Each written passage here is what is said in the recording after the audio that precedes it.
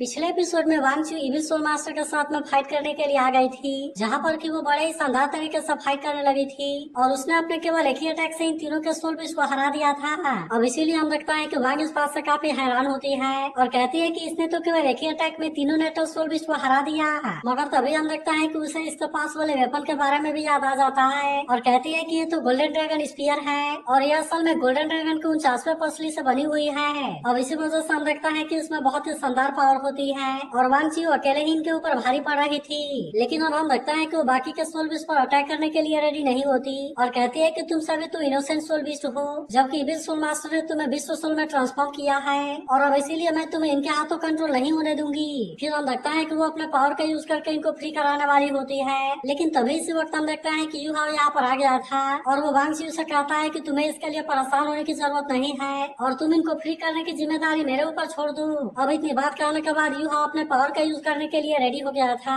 इसीलिए वांग चू अब इसके बारे में कुछ भी नहीं करती। वही उदाहरण देखता है कि यूहाव ने अपने पावर को एक्टिवेट कर लिया था और फिर वो जैसे ही इसका यहाँ पर यूज करता है हम देखता है कि सभी सोल बीज पूरी तरह से प्यूरिफाई होने लगते हैं। अब इसी वजह से हम देखता है कि इविल सोल मास्टर भी पूरी तरह से हैरान हो गए थे और कहता है कि तुम तो अपने पावर से इनके सोल को भी प्यूरिफाई कर सकते हो और इसीलिए मैं जानना चाहता हूँ कि आखिरकार तुम कौन हो। लेकिन हम देखता है कि यूहाव इस पर कुछ भी नहीं बोलता और वो केवल सोल को प्यूरिफाई करने पर ध्यान देता है। लेकिन वही हम देखता है कि इविल सोल मास्टर को बहुत अच्छा चांस मिल गया था और अब इसीलिए वे यहाँ से भागने के लिए रेडी हो जाते हैं। लेकिन हम देखता है कि वांग और वांग चू इनको इतना आसानी से नहीं जाने देना चाहते थे और इसीलिए हम देखता है कि वे इनका पीछा करना शुरू कर देते हैं। मगर तभी हम देखता है कि यूहाव ने इनको ऐसा करने से रोक दिया था और कहता है कि स्टारडू फॉरेस्ट में हर जगह खतरा है और इसीलिए तुम्हें उनके पीछे जाने की कोई जरूरत नहीं है। वही उदाहरण देखता है कि golden bear evil soul master के पास आजाद हो गया था, इसीलिए दूसरी गोल्डन बियर तुरंत इसके पास आती है और अब हम देखता है कि वे एक साथ में मिलकर काफी खुश थे। लेकिन तभी इसी वक्त हम देखता है कि यांगो भी यहाँ पर आ जाता है, जिसके पास में इनके दोनों क्यूब होते हैं और फिर हम देखता है कि यांगो ने इनको नीचे रख दिया था, जिसके बाद वो तुरंत ही इनके पास में आ जाते हैं। मगर वही हम देखता है कि गोल्डन बियर की सोल भी ज्यादा टाइम के लिए यहाँ नहीं रह पाती और फिर कुछ टाइम के बाद वो भी यहाँ से गायब हो जाती है।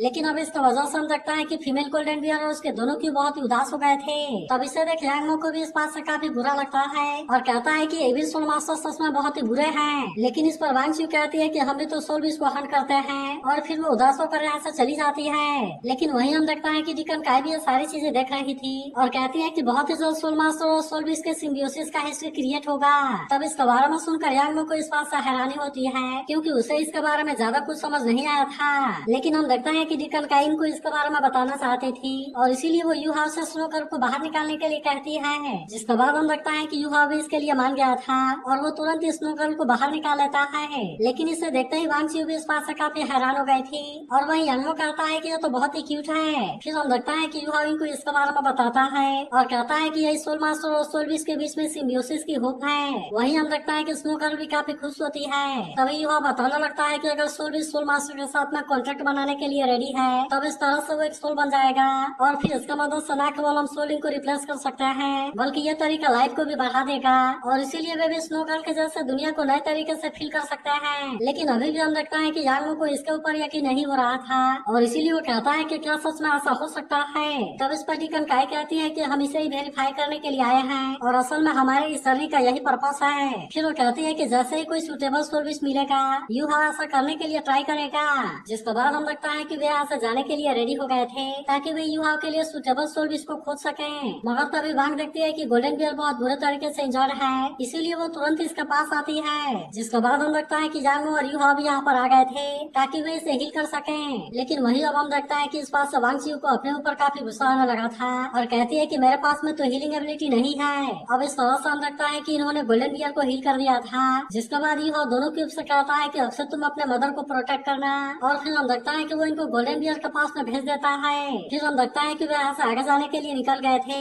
और यूहाव कहता है कि शायद हम पूरे एरिया की तरफ जा रहे हैं। लेकिन तभी डिकन काय को फील होता है कि आगे कुछ गड़बड़ है और अब इसीलिए हम देखता है कि वो इनको आगे जाने से रोक देती है। तब हम देखता है कि यूहाव भी अपने मेंटल डिटेक्शन का यूज करने के लिए रेडी हो गया था ताकि वो इसके बारे में पता लगा सके। फिर इससे पता चलता है कि यहाँ से 5 किलोमीटर आगे 4 सोल बीज आपस में फाइट कर रहे हैं, जिसके बारे में सुनकर डिकन काय तुरंत वहाँ पर जाने के लिए रेडी हो जाती है और फिर वे कुछ ही देर में यहाँ पर आ गए थे। तभी से देख डिकन काय बताती है कि तो 10,000 साल वाला ईगल बीच है जो कि 10,000 साल वाले 3 म्यूटेंट वुल्फ ईगल के साथ में फाइट कर रहा है। वहीं हम देखता है कि वुल्फ ईगल के ऊपर अटैक करना फिर से शुरू कर देते हैं, जिसे देख वांगचू को काफी बुरा लग रहा था और इसीलिए वो इस बात के ऊपर गुस्सा होने लगती है। मगर वही ईगल अभी भी इतना आसानी से हार मानने वाला नहीं होता और इसीलिए वो फिर से वुल्फ का सामना करने के लिए रेडी हो जाता है। तभी डीकन काई बताने लगती है कि म्यूटेंट के पास में डार्क एट्रीब्यूट वाली सोल स्किल हो सकती है। इसीलिए हम देखता है कि वे वुल्फ अपने किसी पावर को यूज करने के लिए रेडी हो गए थे और हम देखता है कि वे इसका यूज करके ईगल को चारों तरफ से कैद कर लेते हैं। मगर तभी हम देखता है कि ईगल ने यही स्किल यूज करके इनको कैद कर लिया था,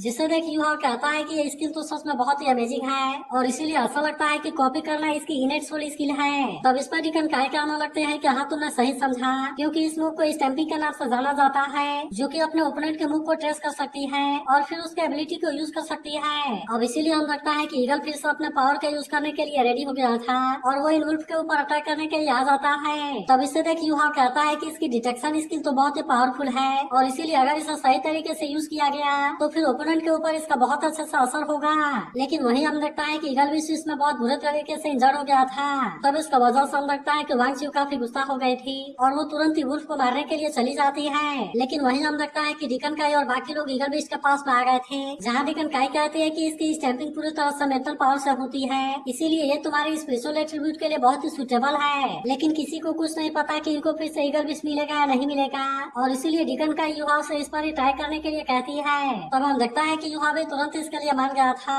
और इसीलिए वो ईगल विश के पास में आ जाता है। वही उधर हम देखता है कि वांगचू वुल्फ का पीछा करने आ गई थी, जहाँ पर वो अपने गोल्डन स्पीयर का यूज करके अटैक करने की कोशिश करती है, लेकिन वो अपने टेलीपोर्टेशन पावर का यूज करके बहुत ही आसानी से अपने आप को बचा लेता है। लेकिन अभी भी हम लगता है कि वांगचू इतना आसानी से मारने वाली नहीं होती और इसीलिए वो फिर से अपने गोल्डन स्पीयर का यूज करके अटैक कर देती है। लेकिन वही अब हम लगता है कि वुल्फ भी फाइट करने के लिए रेडी हो गया था और इसीलिए वो अपने सोल का यूज करके उस पर अटैक करना शुरू कर देता है। लेकिन फिर भी हम लगता है कि वे वांगचू के सामने कुछ भी नहीं कर पाते और इसीलिए वांगचू ने इनको बहुत ही आसानी से खत्म कर दिया था। लेकिन इसके बाद हम लगता है कि वो अपने सोल स्किल वाला पावर का यूज करने के लिए रेडी हो गई थी, इसीलिए वुल्फ इससे बचने के लिए कुछ भी नहीं कर पाता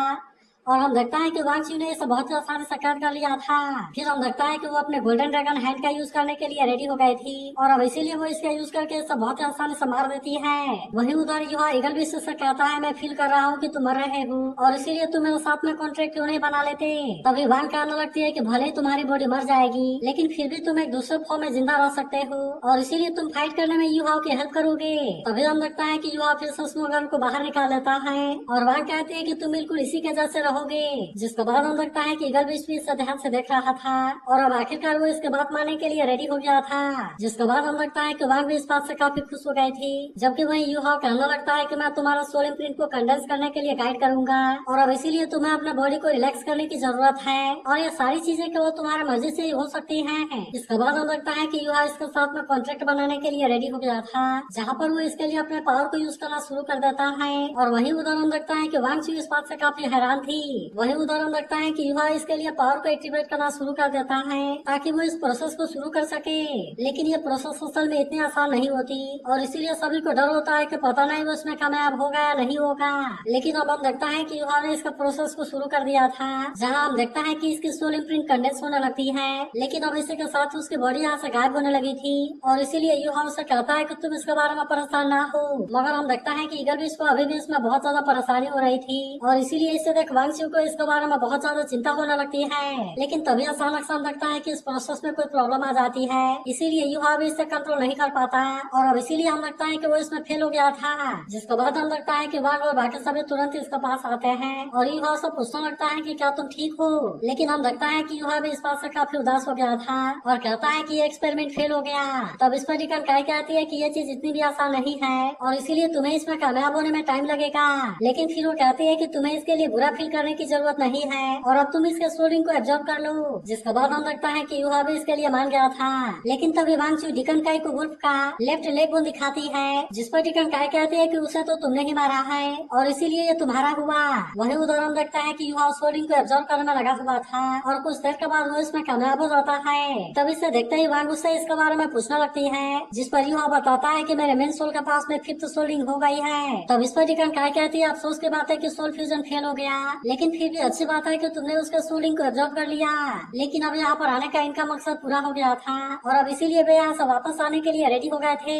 इसके बाद अगला सीन हम देखता है कि वे एकेडमी में वापस आ गए थे, जहाँ हम देखता है कि इस जर्नी से सभी काफी खुश होते हैं और यांग कहता है कि मुझे इसमें काफी कुछ सीखने के लिए मिला। लेकिन तभी हम देखता है कि आगे बहुत सारे स्टूडेंट इकट्ठा हुए थे, इसीलिए युवाओं को हैरानी होती है कि आखिरकार यहाँ पर क्या हुआ है। और फिर हम देखता है कि वो इसके बारे में पता लगाने के लिए जाता है, लेकिन अब इससे पता चलता है कि सियाओ जी यहाँ पर आ गया है और कहता है कि फाइनली वेट अब पूरा हुआ है और कहता है कि मैं तो तुम्हारा ही वेट कर रहा था। लेकिन हम देखता है कि टीचर जावेन भी यहाँ पर आया होता है और इसीलिए युवा इस बात से काफी हैरान था। इसके बाद हम देखता है कि वे सभी एक साथ में जाने लगे थे, जहाँ सियाओ जी युवा से बताता है कि मैंने कॉलेज को ड्रॉप आउट कर दिया है और इसीलिए मैं यहाँ पर चैलेंज करने के लिए आया हूँ। लेकिन तभी टीचर जावेन भी कहता है कि मैं तुम्हारे इन्विटेशन के लिए मान गया हूँ और इसीलिए मैं तुम्हारे थैंक्स सेक्टर को ज्वाइन करने के लिए रेडी हूँ। तब इसके बारे में सुनकर युवा इस बात से काफी खुश हो गया था और इसे बिल्कुल भी यकीन नहीं होता कि टीचर जावेन इसके लिए मान गए। फिर वो टीचर जावेन से कहता है कि आपने बिल्कुल सही डिसीजन लिया है और इसीलिए आप इसके बारे में बिल्कुल भी नहीं पछताएंगे। लेकिन अब हम लगता है कि वो अपने थैंक्स सेक्टर के सामने आ जाते हैं, जहाँ पर कि बेई और बाकी सभी इनके ही आने का वेट कर रहे थे। वही हम लगता है कि जावेन इस बात से काफी हैरान था और कहता है कि तुमने तो बहुत ही शानदार प्रोग्रेस किया है। तभी जावेन बेई से कहता है कि मैंने तुम्हारे बारे में बहुत सुना है, क्योंकि युवा हमेशा तुम्हारे बारे में वहाँ पर बात करता रहता था। लेकिन तभी सियाओ जी बेई से कहता है कि मैं तुम्हें चैलेंज करना चाहता हूँ, जिसके बाद हम लगता है कि बेई भी इसके लिए मान गया था। फिर हम लगता है कि बाकी लोग भी इनका फाइट को देखने के लिए एक्साइटेड हो गए थे और तभी जावेन कहता है कि वैसे तो मैंने पूरे रात से सियाओ जी से बात किया, लेकिन अब मैं तुम्हारे थैंक्स सेक्टर की ताकत को भी देखना चाहता हूँ। वही हम लगता है कि वे दोनों चैलेंज के लिए रेडी हो गए थे और सियाओ जी इसके लिए अपने स्वॉर्ड को भी बाहर निकाल लेता है। लेकिन तभी इसे देखते ही युवाओं को इसके साथ वे फाइट के बारे में याद आने लगती है, इसीलिए वो उससे कहता है कि तुम्हें अपने लिए सुटेबल स्वॉर्ड कभी भी नहीं मिला और फिर वो इस स्वॉर्ड को देते हुए कहता है कि तुम इसे ट्राई करो। जिसके बाद हम लगता है कि सियाओ जी इसे ट्राई करने के लिए रेडी हो गया था। तब इसे देख ननान कहती है कि ये तो लेवल 8 वाला सोल गाइड है, जिसने की सियाओ टाओ के मास्टर सोल को म्यूटेट कर दिया। तभी सियाओ जी जैसे ही इसे टच करता है इसकी पावर एक्टिवेट होने लगती है, इसीलिए सियाओ जी भी अब इसे यूज करने के लिए रेडी हो गया था और कहता है कि ये तो सच में बहुत ही अच्छी है। फिर हम लगता है कि वो युवा को इसके लिए थैंक यू कहता है, जिस पर युवा कहता है कि तुम्हें इसके बारे में चिंता करने की जरूरत नहीं है और अगर तुम चाहो तो इसे अपने पास में रख सकते हो। लेकिन इसके बाद हम लगता है कि वे दोनों अपने अपने पावर को यूज करने के लिए रेडी हो गए थे और अब इसीलिए हम लगता है कि वे अपने अपने पावर को एक्टिवेट करके रेडी हो जाते हैं। तभी हम लगता है कि वे अपना first soul skill thunder catch dragon claw का यूज करके अटैक करने के लिए आता है, जिसे देख सियाओ जी भी इसका सामना करने के लिए रेडी हो गया था और अब इसीलिए इनके बीच में बहुत ही शानदार फाइट होने लगती है। लेकिन हम लगता है कि सियाओ जी भी पीछे हटने वाला नहीं होता, इसीलिए वो भी स्वॉर्ड का यूज करके अटैक करना शुरू कर देता है और अब इसीलिए इन दोनों के बीच में बहुत ही शानदार फाइट होने लगी थी। लेकिन हम देखता है कि वे भी कुछ कम नहीं था और वो भी इसका अटैक को बहुत ही आसानी से रोकने लगता है। तब इसे देख नानान कहती है कि मारू लोग ने इस स्वॉर्ड को केवल एक बार यूज किया था और इसके वजह से वो एक साल के लिए कोई भी प्रोग्रेस नहीं कर पाया है। वही उदाहरण लगता है कि सियाओ जी इसे बहुत ही शानदार तरीके से कंट्रोल कर रहा था, जहाँ हम देखता है कि वे भी फिर से इस पर अटैक करने के लिए आता है, लेकिन इस बार भी सियाओ जी ने अपने आप को बहुत आसानी से बचा लिया था और इसीलिए भाई इस बार भी इसका कुछ नहीं कर पाया होता। लेकिन हम देखता है कि अभी भी इन दोनों में से कोई भी हार मानने के लिए रेडी नहीं होता, इसीलिए वे दोनों अपना अपना पावर का यूज करके फाइट करते रहते हैं।